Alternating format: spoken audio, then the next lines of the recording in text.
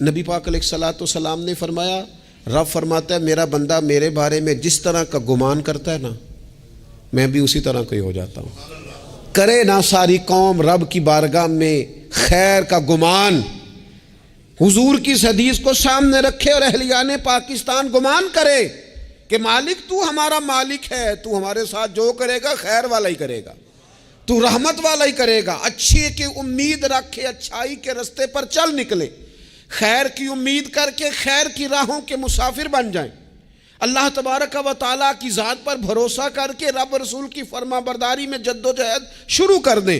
حضور فرماتے ہیں، رب فرماتا ہے بندہ میرے ساتھ جس طرح کا گمان کرتا ہے میں بھی اس کے ساتھ اسی طرح کا معاملہ کرتا ہوں۔ جو مجھے دل میں یاد کرے میں بھی اسے تنہائی میں یاد کرتا ہوں، جو مجھے لوگوں میں یاد کرے میں فرشتوں کی جماعت میں یاد کرتا ہوں۔